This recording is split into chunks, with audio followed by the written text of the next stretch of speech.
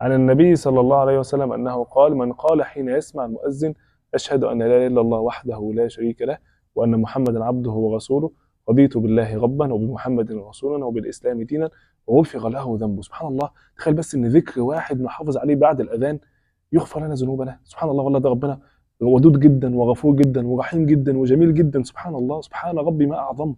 سبحان الله. وبعدين أصلا هو الأذان بيتأذن ليه؟ الأذان بيتأذن عشان خاطر الصلاة.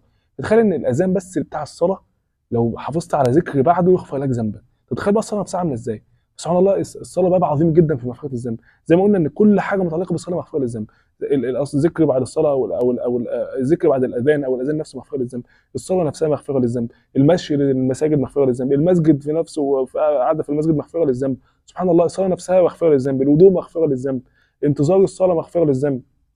سبحان الله، الاذكار بعد الصلاه مغفره للذنب. فكل حاجه متعلقه بالصلاه مغفره للذنب. فاحنا لو مقصرين في الصلاه احنا مقصرين في اعظم عمل في حياتنا. اعظم عمل نعمله في حياتنا هو احنا نحافظ على الخمس صلوات في وقتها في المسجد. فسبحان الله، ربنا يا رب يجعلنا من اهل اقامه الصلاه، وربنا يتقبل منا يا رب العالمين.